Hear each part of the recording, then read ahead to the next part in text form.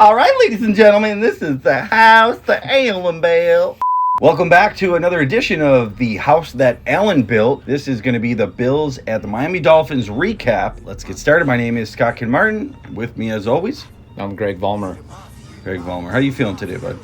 I don't know, man. Just after Sunday's loss, just everything just looks dark. You could start by trying to take your sunglasses off. Yeah, I suppose. Bills Mafia, how you feeling, huh?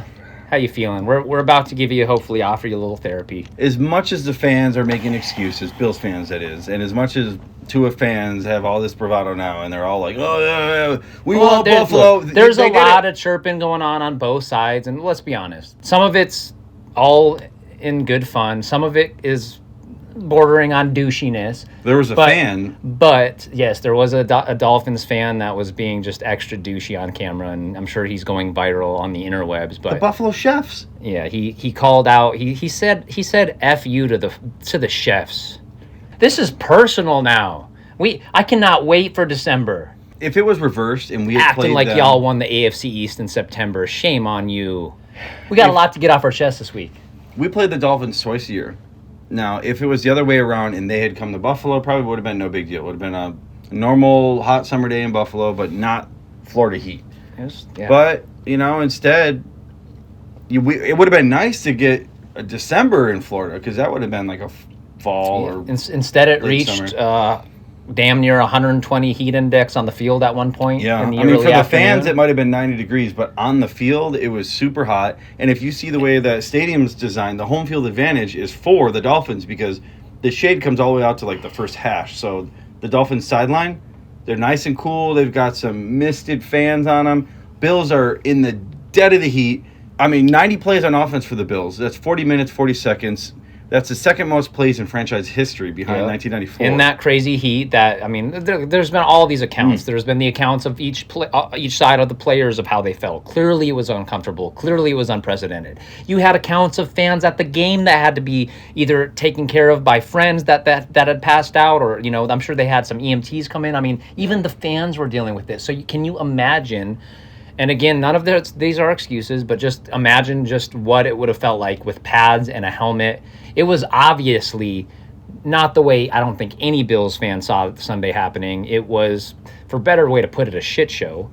It was rough. And, we started strong, went all the way down the field, scored a touchdown, up 7-0, and then Miami answered back before the end of the first quarter.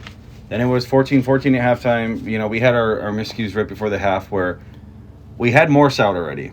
Then our backup center gets hurt, so we bring in Greg Mans, who we were the walking wounded. We had 11 starters in Bills fans. We thought it was bad when we found out earlier in the week Micah Hyde was going to be out for the season. Little did we know it was going to get worse, and it went from bad to worse. There were a couple plays where we looked at each other and said we miss Hyde, and Poyer was out for the week too. So we had Hamlin and Jaquan Johnson back there, who did well, but they allowed one crucial long bomb to Waddle. It just wasn't our game, even though all those injuries happened, all that heat was going on, all the time we had the ball in offense. We got down to the one and couldn't execute. And then in the second half, it was about execution as well. And it's going to happen. We're going to have these games. I'd much rather have it now. If the final chapter this year of the season is going to end the way we all want it to, you're going to have to not do things like we've done really the last 2 years. Yeah. This game was a lot like the Titans game last year, where it was one slip away. That's true. That's true. This one was a grounded ball away from Allen and the whole team having jubilation instead of having their heads down. McDermott continues to talk about how much attention to detail focused he is. And most of the time that's true, but I feel like we've seen kind of a troubling trend these last couple years between the 13 seconds, between the Monday night game, between situations like... Now, again, we don't have to... It goes without saying there was a lot of factors out of McDermott's control this week. Sure. But it's still concerning nonetheless that, someone on Bills radio made the comment, I think it was Mike Shope, who made a really good comment. I love listening. Shout out to Shope and the Bulldog. Love those guys. Yeah, me too. We all, we're doing this now as a part of a podcast to get the info out, but we also like to listen to the ones that inspire us. And it's therapy after a loss, too, to listen to radio or listen to the talking media heads. But Yeah, he made a great point that, well, McDermott is always talking about attention to detail, attention to detail. So, like, and this is kind of some outside of the box thinking, but it's like, have part of your coaching staff or any personnel on the sideline stand to where you needed to get at the end of the game on the sideline. McDermott was at the 36. Have a flag. Have someone with a sign that has a freaking arrow pointing here of where, just because they knew that this was coming down to the wire. You have no timeouts. Time is running out. It's hectic. Have someone on that's standing there as a point of reference to where when McKenzie did catch that ball, and maybe he probably had 18 seconds. He probably had a ton of things going through his head. Do I get down? Do I go backwards? Do I go straight out of bounds? I think hindsight's always 20/20. Maybe when he caught that ball, he should have got 3 or 4 yards, gave himself up, give ourselves maybe 3 or 4 extra seconds that we needed to spike it. It didn't happen. But what I'm trying to get at is what Mike Shope in a non-biased way said is that for McDermott to always praise how attention to detail this coaching staff is, they continue to show that they're not always practicing what they preach. And I'm not saying that by no means am I saying McDermott's a bad coach. He's the best coach we've had since our Hall of Fame coach Marv Levy. I'm just trying to not be a homer in this situation and look at it from the outside as not a Bills fan. Look, you said you don't want to get this out of the way now for sure. I mean, if this is happening December, January, we got problems. Let's get it out of our system now, but it's still something that needs to be addressed. If it happened in week 1, we'd go, oh, long off season, blah, blah, blah. They didn't play much in the preseason.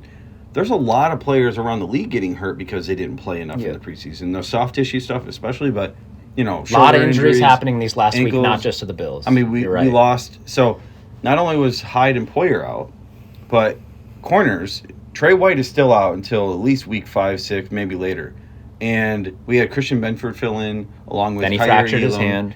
Kyer Elam gets his first official start as a rookie. Yeah. And rookie safeties. We were not long in the tooth, as they say, in experience. I still think the defense did pretty well. I mean, they allowed... They did damn well. They allowed 3 touchdowns, but really it was 2 because the Allen fumble... It was a strip sack fumble from Javon Holland, or Melvin Gordon, or Melvin Ingram. Both were a problem on Sunday. If you weren't watching closely, both were a problem. Miami's defense, now look, they've had their moments because they got blown away by Baltimore only to come back in the 4th, and it covered up some of that. But they're 31st in the league on defense for yards allowed and points allowed, where we are right up there top 3 or 4. And that goes to show you, on offense and defense, we're top 5. And that's after 3 weeks. That's after us losing and only scoring 19. I feel like we've got all the things that you need for a team to be winning, right? Most people are still counting them in as favorites for the NFL. For sure. And I think that with how do I put this? It was almost like a fairy tale start for Bills fans with how those first 2 weeks started. And I think because of that, Sunday felt just a little worse than it might have. Not otherwise. Say we had 2 close games to begin the season, but we didn't. We beat the living shit out of 2 what were considered quality teams in the AFC. Yeah. So it made Sunday's loss, in my opinion, feel even worse. And then knowing that we had so many cards stacked against us, still went against a hell of a team in the Dolphins. I'm not going to take anything away from you Dolphins fans and that organization. Y'all won and you deserved it. But man, we had a lot of cards stacked against us, and like you said, to come out only losing by less than a field goal is quite frankly insane. And I don't think that you take any of the other 30 teams and put them in the Bills' shoes on Sunday, and I don't think they would have been near as close as our team. Probably not. And this game reminds me of us losing to Brady so much. And Allen was 7-0 the last 7 games, 7-1 overall, now 7-2.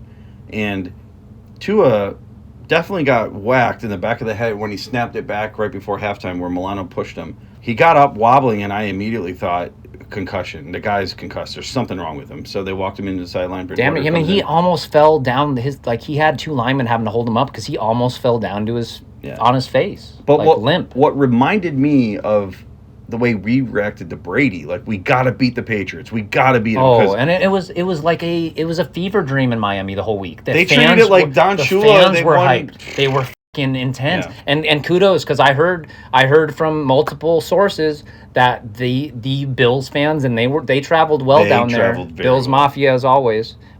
But they were drowned out for most of the game by the Dolphins fans. What it means to me is that They're hyped. They're 3-0. Much like us 5 years ago, we were yearning for just any glimpse of something positive. They got that, so they're going to overreact, just like maybe Bills fans did 5 years ago. We're gonna let them have their time in the sun, if you will, for the week.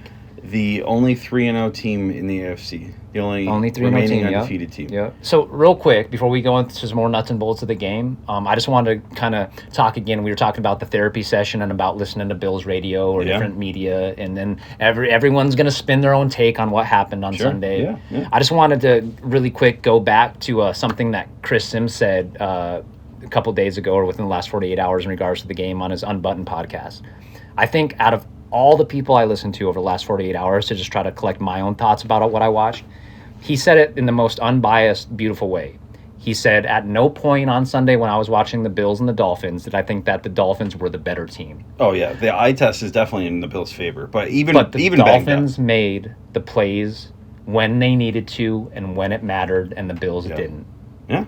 Point blank. That's what matters most. I mean, on the scoreboard, it was 21-19. It was close. It was close. And if you look at the box score, it was not close. My father-in-law looked at it and said, 500 yards to 200 yards. Anyone who looks at 31 first downs to 15 and looking at all of that. Time of possession, insane. Holy cow. You Allen would have thought has it was a 400 blowout.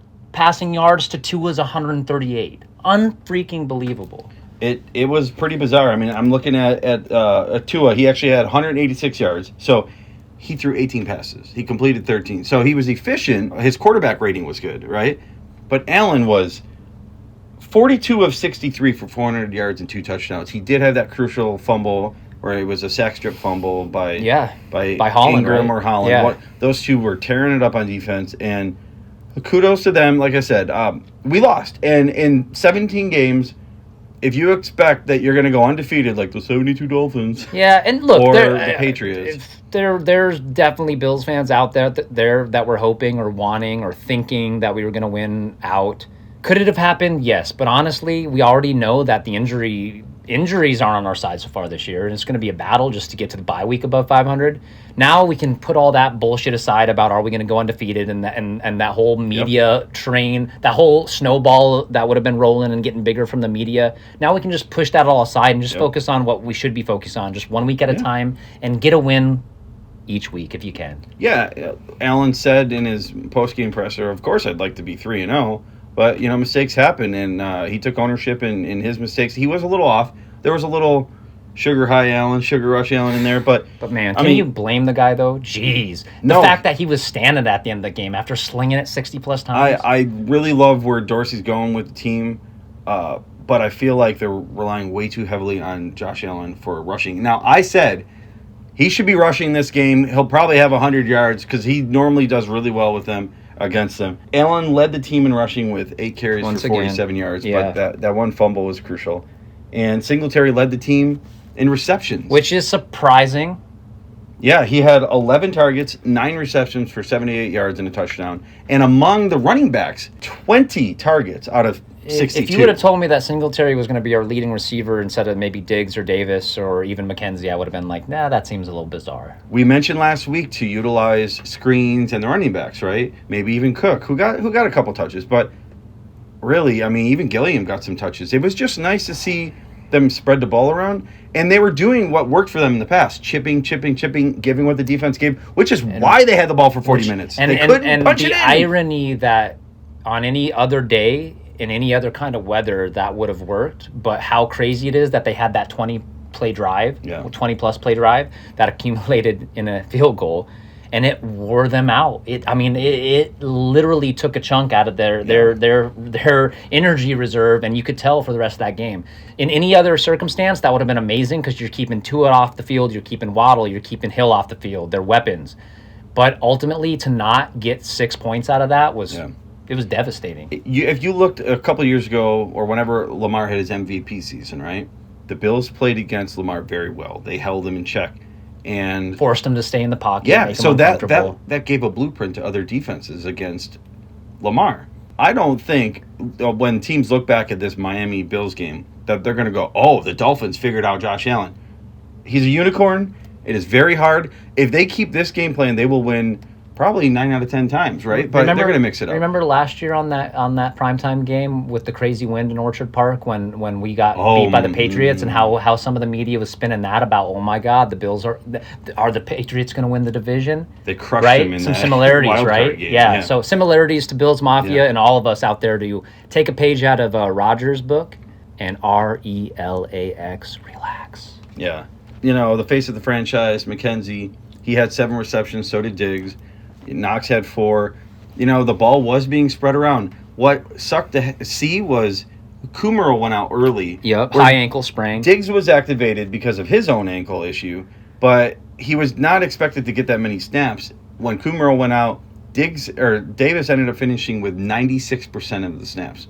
So not only are we gassed, we're playing injured, we're playing backups and third stringers, and we have 11 starters not playing or removed from the game that are crucial contributors. I mean, a little side note, if you guys saw the Patriots game, Mac Jones had a high ankle sprain too. Now he's out at least a few weeks. They're talking potential surgery. Crucial. Eric Wood said that it's probably one of the most painful injuries that you'll get without being carted off the field. Maybe, but I think Mac Jones looked like a little bitch. He looked like his leg got blown off in the trenches and people had to carry him out before another bomb came in. It was, but, you know, sucks for them. With or without Mac Jones, they're not winning the division. They're not going to beat the Bills, I don't think. All due respect to Patriots fans, we hope Mac Jones is okay, but it sure made for some funny memes.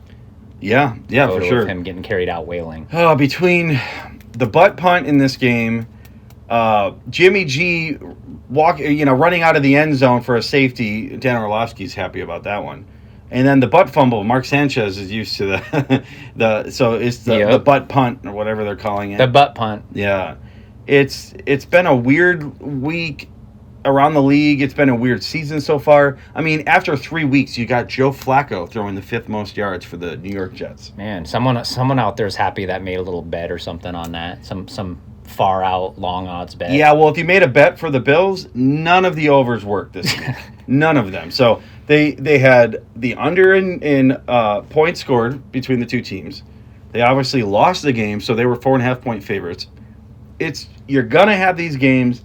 It happens, you know. Reggie Gilliam involved again. If you didn't mention he had it. Yes, I did. He had 2 targets, 2 receptions. Yeah.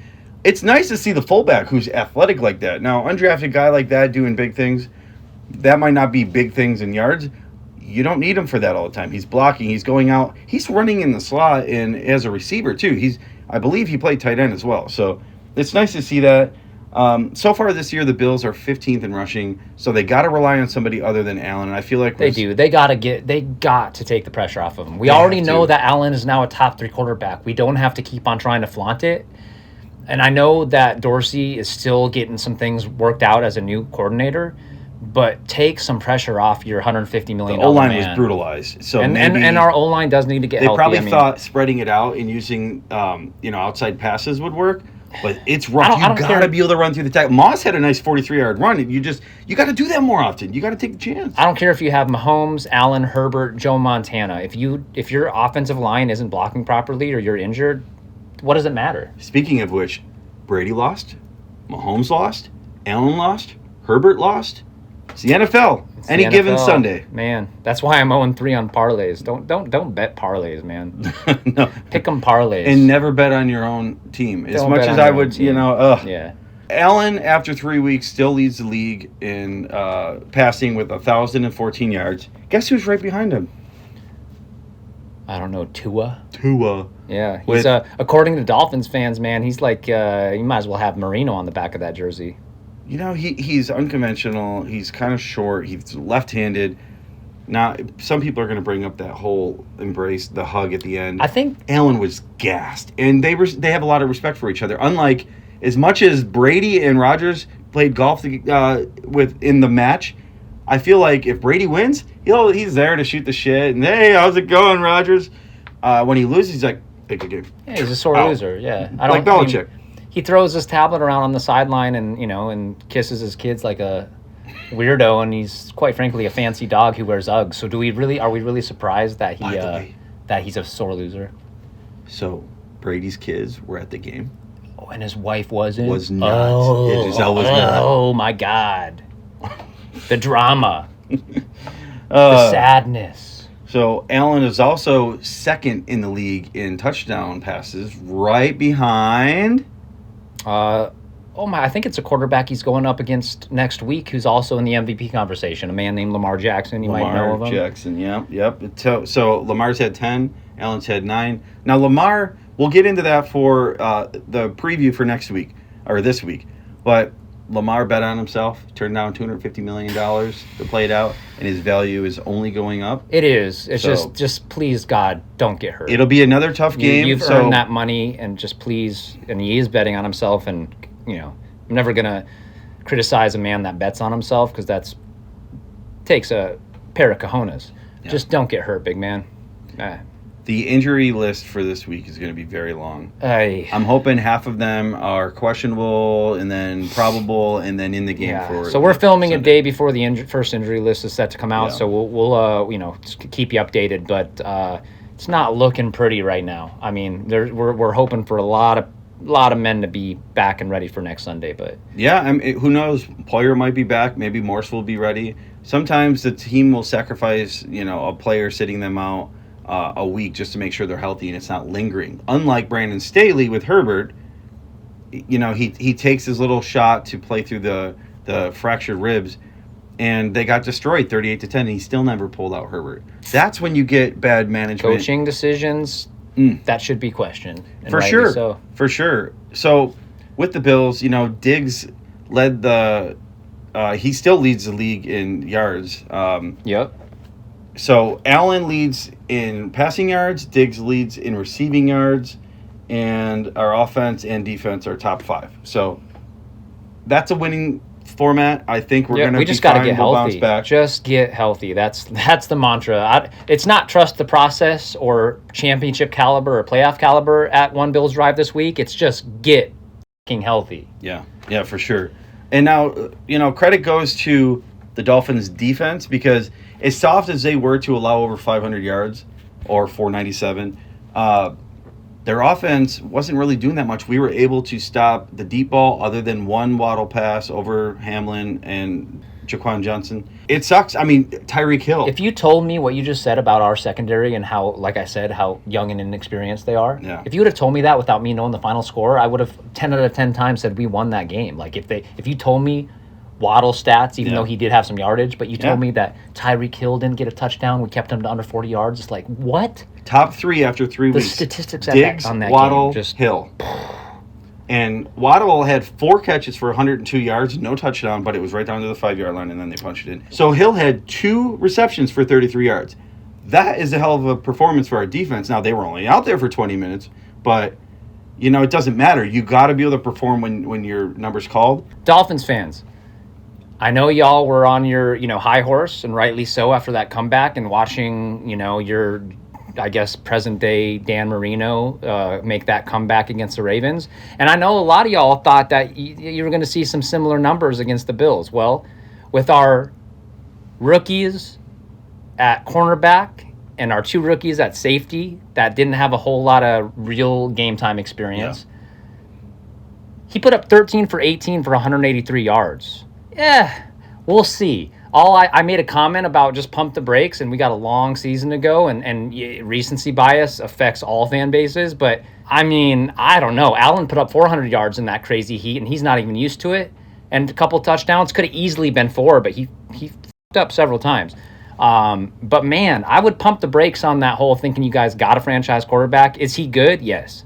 Is he great? I sure as shit ain't going to say it yet. Nah, I'd say he's probably top 20, and he'll win them some games. Obviously, they're 3-0. I was expecting our secondary to be in some real trouble, and to come away with losing by 2 points and to see Tua's pedestrian stat line, I'm impressed with that. If you were to look at this box score, and you see 31 first downs to 15, 11 out of 18 for third downs versus 3 of 8, 497 yards to 212 yards, and then you see 90 so we plays doubled to 39. Up the yardage. Yeah, and we more than doubled their plays.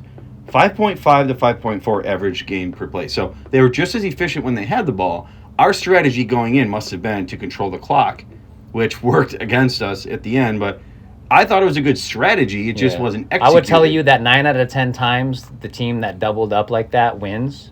And if they didn't win, I would say that it was either bad luck, injuries, whatever. My father-in-law... Something went terribly wrong if you didn't win 9 out of the 10 times when the stats look like that. I mean, no one's going to think that the team that had 500 yards and 40 minutes with the ball lost. It happens. Like we said, the shape of the football is weird. It bounces funny. Allen made a couple sugar rush mistakes. And I was going to go, you know what, that's on him. But really, the bobbled snap, the throw it to Diggs just because, you're trying to at least make something happen because time's run out. At the end of the half. And then at the end of the game, it was like McKenzie trying to get out of bounds. And, he doesn't see what we see on TV where it says field goal range, Woo! Nice.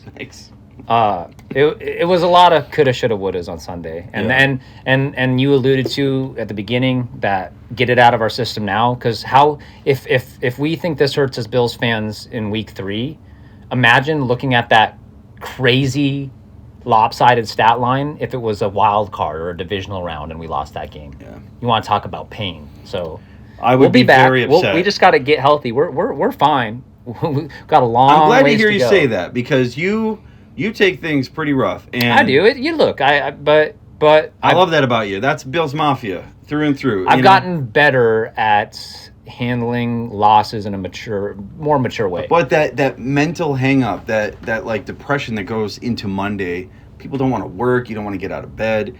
That's Bills Mafia. We live and die by this team. And we did it so many times where we were just mediocre. And I also, when I was kind of in my funk after the game, I had this thought too of, man, I've gotten spoiled. Look, we've had the Houston wild card loss. That was devastating. I mean, Allen's he's had his fill of heartbreak in his short career. You've got the ass whooping that got put on us in the title game in Kansas City. You got last year's, I don't even need to explain it. There's been heartbreak and pain. Well, like you said, McDermott is he's an organized guy. He's a good coach, but they need to get their shit together, basically. And if we're going to talk about some of the negatives, we might as well talk about the positives as well. Greg Rousseau, for the third game in a row, has another sack and a half in this game. So 3.5 sacks. I think he's 7th overall, but like tied for second or third because there's ties in there. He looks good. Now, Von Miller wasn't on the stat sheet, but definitely I think he helps for the other side because they focus on him. He was trying to do this bend and wrap around the tackle or the tight end, and it was going too far behind Tua, and he's wanting to get the ball out quickly, so I think that kind of threw him off. It rushed Tua, so he couldn't get those deep balls. So I think that really helped. He kind of sacrificed his own stats. Yeah, I mean, a guy of his caliber, he's always going to have an impact on the game, whether it comes up on the stat sheet or not. But yeah, and he's clearly helping Rousseau. So as long as that's happening, I'm not complaining. It's he's gonna affect the game in other ways as well. Kind of like when a wide receiver gets double teamed on the offensive side, and then helps out your slot receiver, your wide receiver, 2 or 3. Someone should question our approach. When we win, we blow teams out. When we lose, it's a nail biter. So that's not bad. I mean, if you're going to lose, you don't want to get blown out like we did against the Titans last year, right? No, it wasn't the Titans. That was the Colts, a couple years ago. The Colts, when they ran all over us with Taylor. That was rough. Brutal. 2 blowout wins and then a nail biter that should have been ours. I'll take it. 2-1. Like Alan said, it would be better to be 3-0. But, there's not much you can do with where the ball bounces sometimes, and with injuries, you can do as much conditioning as you want. Sometimes it's the heat and cramping. Sometimes somebody rolls on your ankle. You can't do anything about that. Yeah, and I mean, the players on that field on Sunday may never see another game like that again. It could happen, but it was one of those games where, clearly unique situation. And honestly, kudos to Miami's defense. I got to give them the utmost respect. You can call me a hater, Dolphins fans, but I'm not even close to putting Tua in the conversation with Mahomes, Herbert, Allen, Brady, Rodgers yet. Not even close. No. Had that script then flipped on Sunday and he put up the 400 yards and 2 touchdowns in that Miami Heat that he's supposed to be used to, then maybe I'd be a little more prone to have a different conversation about that. But fourth quarter comeback against the Ravens aside, he didn't do enough to show me that he's in that conversation yet. No, he had one good quarter against the Ravens, and really, he had a couple flashy plays against the Bills, but still had a couple clutch yards. Plays. Yeah, I've criticized his arm. I don't think it's very strong, but he lasered a pass into the end zone for a touchdown. Playoffs? Playoffs? Don't talk about it. Playoffs? You kidding me? Playoffs? I just hope we can win a game. So you had some criticism for Tua, and you still are skeptical, just like I am. The Bills, I mean, they still have a strong defense. They are third in sacks with 11, and they are third in interceptions with 5. Now, not really much since Poyer and Hyde have been out. But our biggest thing that I think we missed a couple opportunities for field goals. First, Tyler Bass missed one. That's normally a chip in for him. And then we had that little blunder before halftime where we didn't get it. And then at the end of the game, the opportunity. It would have been nice to see Bass redeem himself with a long field goal. Yep. And I understand what McKenzie was trying to do, because you either have to get down quickly, Josh comes up and spikes it, but he saw the edge, so he was going to try to make it out of bounds, and the angle wasn't right. Anyway. Yeah, and I was being critical earlier about McDermott, and I'm still going to stand by the fact that, for someone that mentions attention to detail as often as he does, there's plenty to start to show now that might not always be the case. But yeah, do I still want him as a coach? Of course. And but even as Bills fans, sometimes you have to try to be not so homerish, right? And you could call it, being overcritical, but it's a lot of the NFL comes down to a couple plays on each team. If you look, it's that close. The competition. First couple weeks, you had blowout wins because some teams just weren't prepared, or it was a bad matchup. But by the time week 3, 4, 5 comes around, you kind of understand who's a contender and who's not. And I think Miami is a contender for the playoffs. For sure. I don't think they'll go much further than that. I mean, on defense, they had Melvin Ingram with 2 sacks against us. Our O-line was banged up. And then you had Javon Holland from Oregon, who just lit it up. This is only his second year, and I was like, who the hell is that guy? He was tough. I mean, what I have here is he had 10 tackles, 1.5 sacks, a forced fumble, and 2 pass deflections. He was a problem. And look, had they beaten the brakes off of us on Sunday, I would be like, yeah, they're a legit contender to not only potentially win the AFC East, but to get a number 1 seed in the AFC Conference. I am sure as shit not going to crown them for anything yet. We'll see them in December, and we'll see there's a long journey to get to that rematch, but long way to go, and they were not even close to being impressive in the way they beat a depleted Bills team. No, I feel like in a neutral territory, we would have probably beaten every other team in the league this week based off of our offensive performance. Now, the defense wasn't out there long enough. We have a strong defense. I firmly believe in them when they're healthy. Even without Hyde, once Trey's back, I think things will level out. Yeah, getting Poyer and then having Trey back is going to be such a sigh of relief, I feel like, for fans to know that even though we don't have Hyde, just having some stability. Because now we just feel unstable, right? We feel unstable in that we've got all these injuries that popped up, and we just need some consistency. I mean, they still look that good, but yeah. But big props to Miami, but big props to the Bills defense. I feel like they did their part to try to keep this a close game. And Mike McDaniel, he is starting 3-0. It's the first time it's happened since '96. Since Jimmy Johnson. I'll give him a round of applause for that. You know what? I don't even care if you're in our division. That's awesome. So yeah, I mean, he's I like him. I like the coach. I feel like they've needed a shakeup. They needed something a little unconventional. And he comes in calm, cool, collected, wearing the aviators like you or whatever. He's quirky. He's a quirky. Very. He's kind of that. He's got that genius side to him. He's kind of nerdy, but yeah, you know what? Good. I still think that Brian Flores got a super odd deal. He didn't handle the Tua and Fitzpatrick situation well, and I think that's always going to haunt him. Yeah. But regardless of that, Flores was still a good Brian coach. Flores was a great coach. Yeah. But he should have another opportunity, but I'm not sure how that lawsuit stuff's going, if they just kind of brushed it under the rug. Yeah. Mike McDaniel, though, kudos to doing what I guess a lot of people didn't think would be done in the first, almost quarter of the So I want to talk season. about time management, we did, but with a minute 55 left, the Bills, based on analytics and everything, had a 78.4% chance of winning that game. I mean, it went to where we're down at the 1 and like, okay, they score and all the defense just has to hold Miami's offense to a field goal and we win. Because at that point it was 21-17. Allen got stuffed, score. right? Allen got stuffed on a potential trying to keep it and run it in. Yeah. And so there was that kind of like, it's kind of like moments we had last year where we're kind of nitpicking about the coordinating and then the play calls in crucial situations. But just like, I can see why they gave it to Allen. He's a big body, but like he got stuffed. What was the other play? That's right. Allen tried to hit Diggs. Allen did the whole kind of just standstill. Yep. He had all the time in the pocket. He's looking. He's reading. I'm yelling, go! And then he almost threw another pick. Easier said than 3 or 4. done being an armchair coach.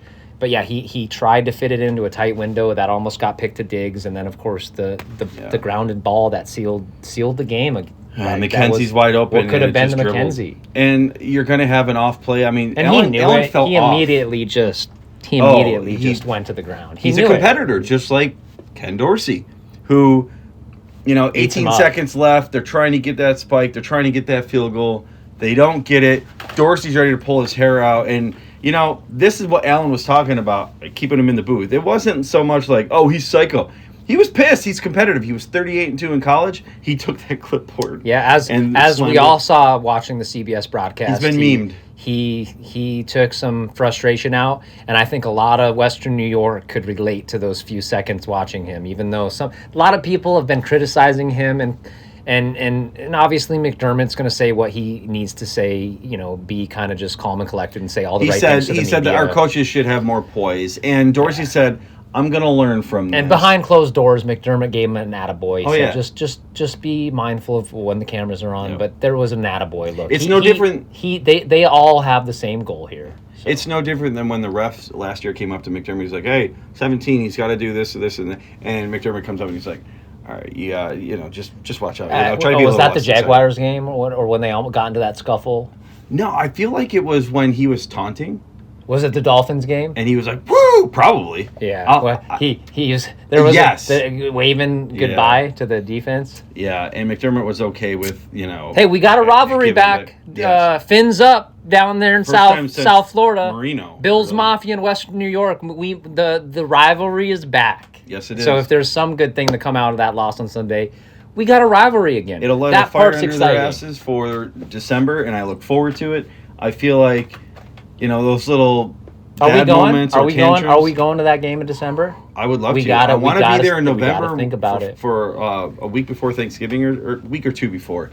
So, I'm from the Buffalo area. I live out in Portland/Tigard. You live right northwest Portland.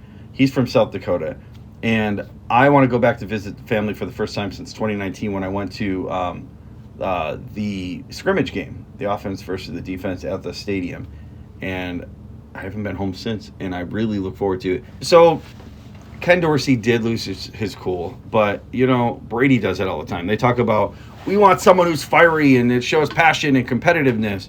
Brady does hold his other players accountable, and he does have tantrums, throwing shit. Remember when Belichick earlier this year with the phone or tablet, Last year when we were kicking his ass and he just fucking threw the phone. He said he's going to learn from it. Oh, the Patriots lost again, too. They did. And with losing Mac Jones, that may... all those chowder-eating tears taste so salty.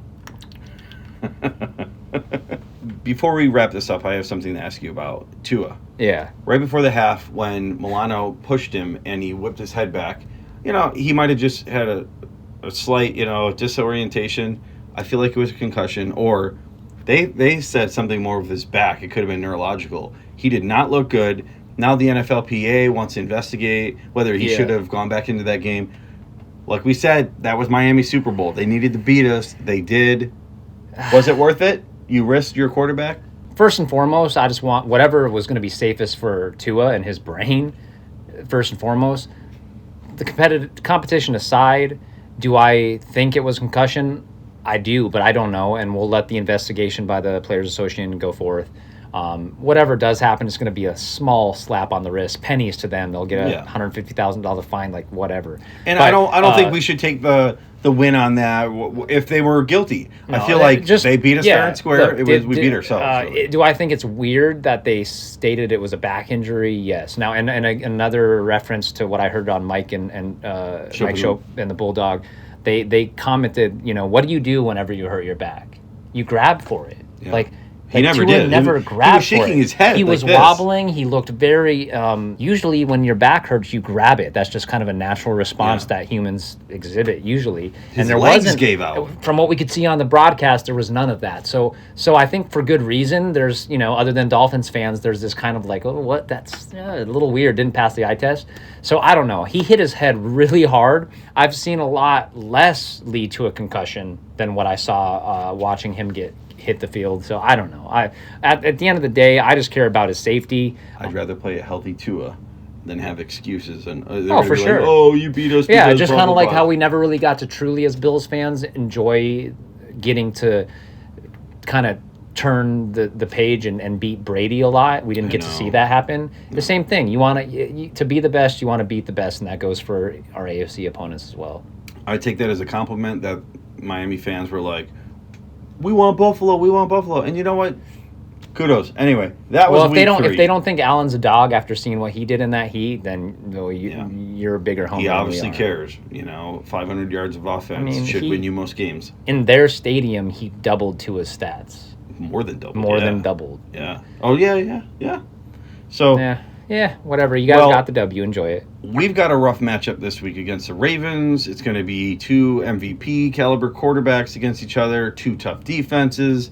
We've got high-flying offenses, and I feel like the Dolphins have a tough matchup because they have a short week Thursday night against the Bengals. Yeah, I'll be betting the money line on the Bengals. Am I a Dolphins hater? Yeah, well, like history shows, after seeing the energy exerted by both the Bills and the Dolphins on Sunday, and then you got to travel to Cincinnati and go up against an offense that can put it in high gear at any given moment if the offensive line can protect Burrow. Oh, yeah. But I will be betting the money line on the Bengals, and for the Bills' sake, I hope I'm right on that one. Yeah, I mean, Mixon might be banged up, but Samaje Perine is actually a good. He's a good backup. They're saying right now, because I've got Mixon on one of my teams, they're saying that he should be. Well, Coach Taylor said he was good to go now. Whether he's just smoke and mirrors or whatever, but I think he's going to be good to go. He's probably going to have to tape it up. That offensive line just needs to protect. That's the concern. If they can get some things figured out with that offensive line, they'll be fine. So every week, we're the homers that talk about the Bills, but really, we want to do a recap of the entire NFL. So we'll do like 1 or 2 sentences for each game. So we've got the Browns, 29, Steelers, 17. What do you gather from that? Well, before we had even all the injuries, we knew this was going to be a tough, brutal grudge match week in, week out to get that number 1 seed in the AFC. Seeing the Browns winning without Deshaun Watson's concerning to me as a Bills fan, because Myles Garrett just got hurt too. It's like now we have to deal with these injuries and try to get through this tough part of the schedule. And now you got the Browns playing good without their best quarterback that they brought in, which is very controversial. We don't need to touch on much of that, but that I am impressed with how they've been playing. And once they do get Deshaun Watson back, if he plays anything like he did down in Houston, they are going to be in that conversation for trying to vie for the top 3 seeds in the AFC as well. Yeah. And what I gathered from this was that, Trubisky lost and that they're picking for Kyle Pickett. Yeah, do you think Pickett? Yeah, Kyle Pickett. Do you think Pickett's going to see the field within the next month? I told you during week 1 that he'll probably see the field by week 6 or 7. And it's not that I don't think Trubisky can do it, but when you're losing to the Browns without Watson, I don't know. How much patience does Tomlinson have? I don't know. Okay, so I'm going to run through... Excuse me, Tomlin. That was not 1 sentence, so we're going to try to make it quick. Each, 1 or 2 sentences, just what we gathered. Yep. So the Bears beat the Texans. Fields still looks like shit. He's barely throwing the ball. Somehow they beat the Texans with Davis Mills, and, they have some It's just meh. It's Right just a now, meh. Fields is looking like that prospect that had so much opportunity, but he goes to an organization and that wasn't ready to have a quarterback like that, and they so far haven't proven that they have put the pieces together to make him better. All right, and then I can cut through this. Now the Titans won 20. Let's see that again. Okay, the Tennessee Titans 24, the Raiders 22. What do you gather from that? Never thought the Raiders were going to be 0-3. I know. I've got some friends that are Raiders fans, and they're like, they're still going to win the AFC East. Or, sorry, they're still going to win the AFC.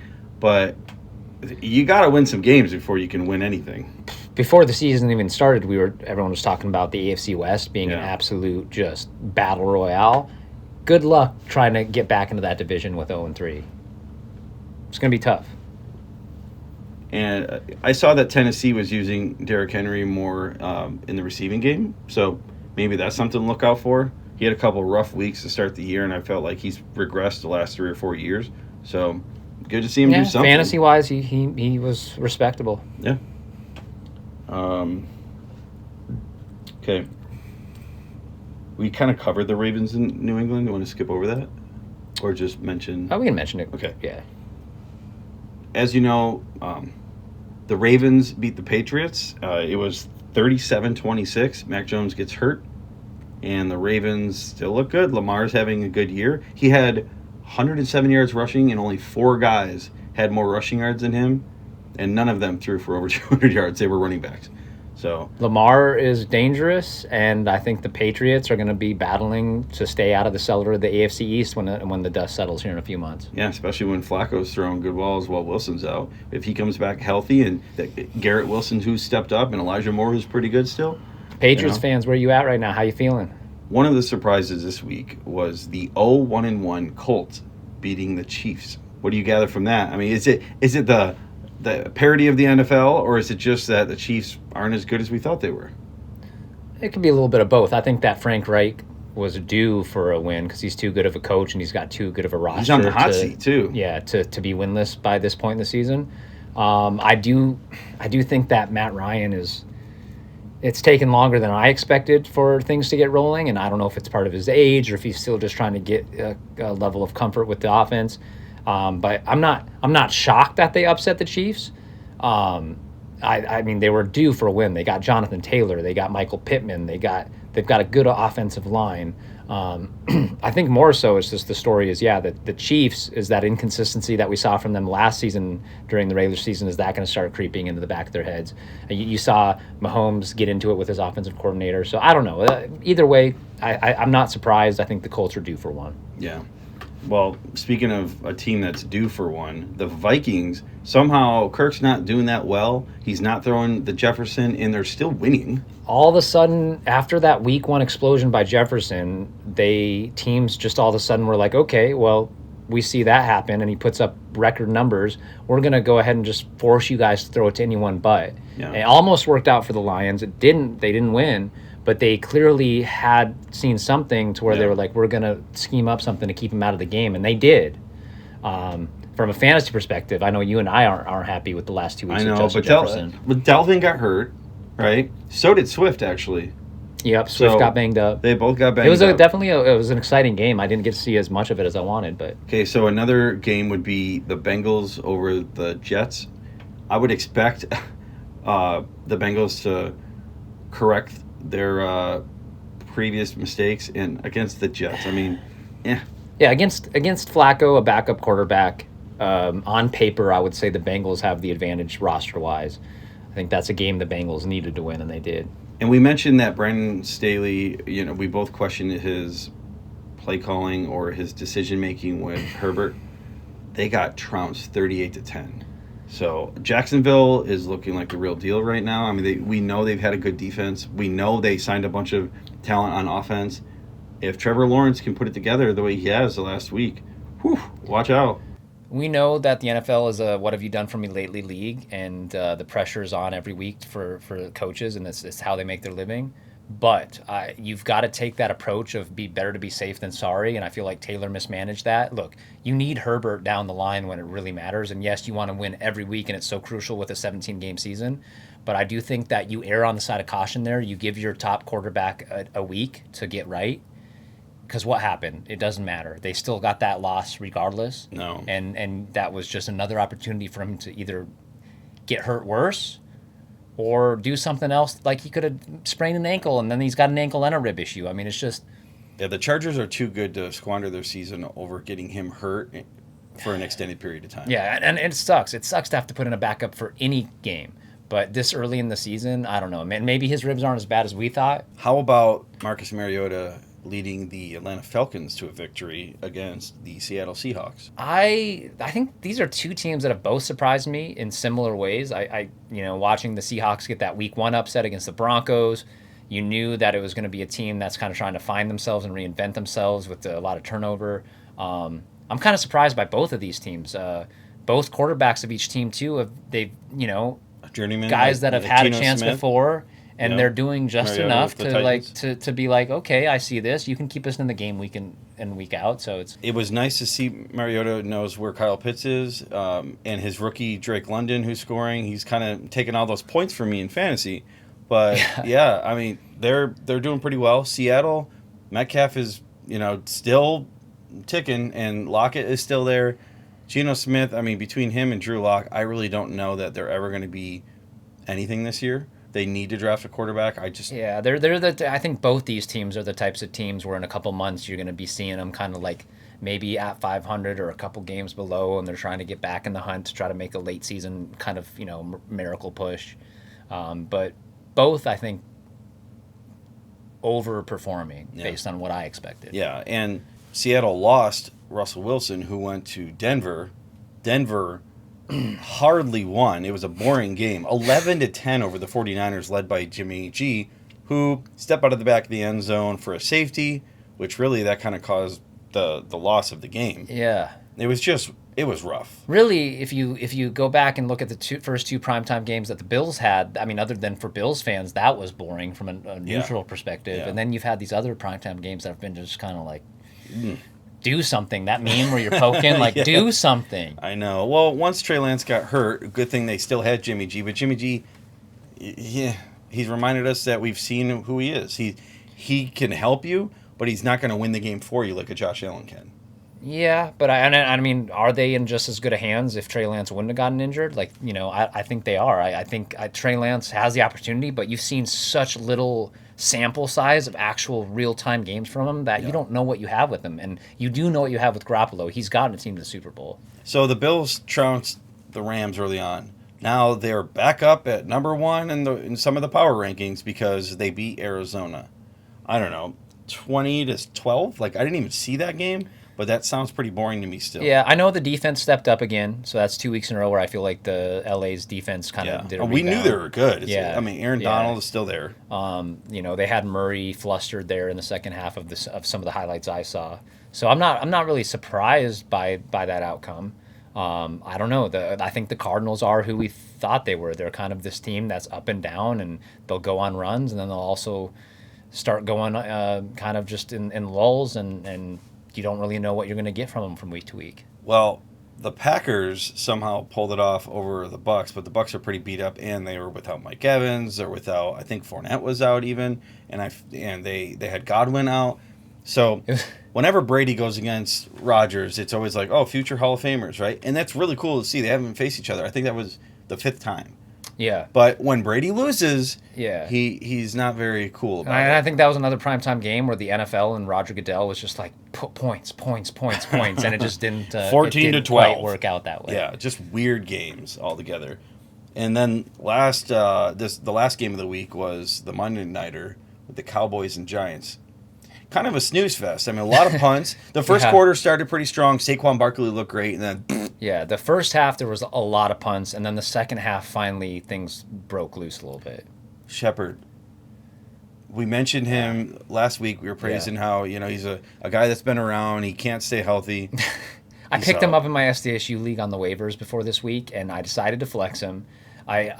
First he was healthy again. I needed kind of like a lottery pick flex start. I'm like, I'm gonna go for it. And I kid you not, before that Monday night game, I jokingly thought to myself, what if he doesn't even make it out of this game? And I was just half joking to myself. He doesn't make it out of the game. Potential knee, he's out for the season. The dude is a class act. You can never fault his work ethic and his character from what I've observed in his career in the league. I wish him nothing but the best. If he ends up making a comeback, I'd be all for that. If he ends up wanting to retire and just relax and enjoy himself, I wouldn't blame him either. Hey, he still has several years in the league, some good contracts, and he got me 6.5 points and kind of helped seal the deal on a victory for me. Sterling doesn't give a damn about my fantasy team, but I just want to let him know. Any fans of him, Giants fans, dude's awesome. So whatever he ends up doing, rest up, King.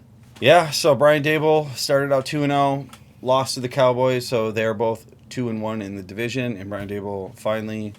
I shouldn't say finally. He starts 2-1. Got his first loss as a head coach. He did. Yeah. It was bound to happen. He wasn't going to go perfect. So let's talk about what you had me do with Photoshop and these. Oh, yeah. So his team name last year was all about them TDs. Show me your TDs. Show me your TDs. Still is my name, yeah. Still is his name. But last year his avatar was Brian Dable with aviators. Yeah. And now you're wearing aviators, and you had me Photoshop out the middle and of the lens. Brian Dable's face with the aviators inside my aviators. So we'll show that. Some funny editing. And that about does it for the week. I think the Bills lost to the Dolphins. They really lost to themselves. All excuses aside, the Dolphins had a good game. They put themselves in position to win. We need to get healthy as a Bills team.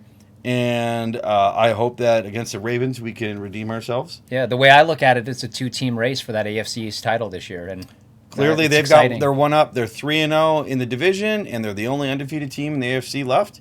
So let's go on a roll here. I mean, 2-1 isn't the season. There's so many more games. There's 14 more games.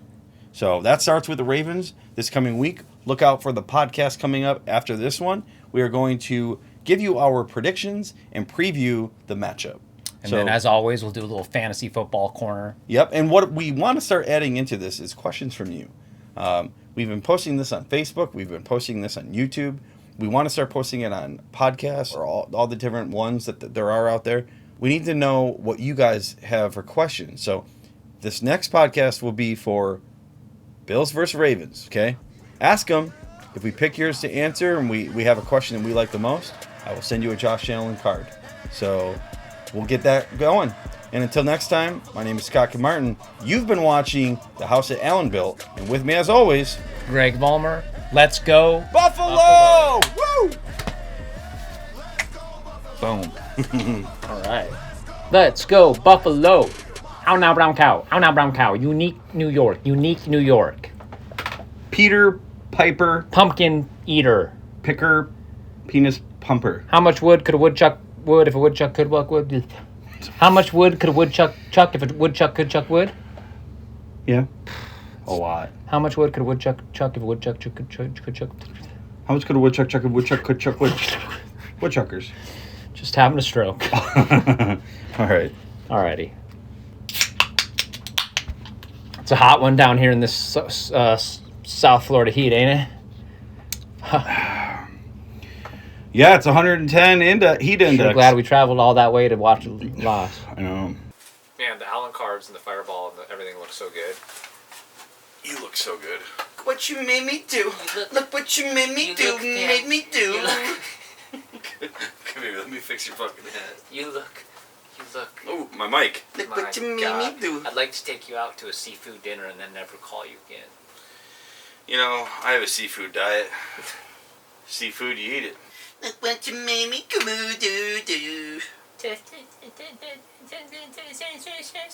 Get ready?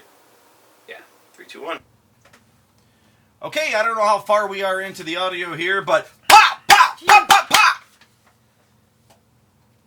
Jesus.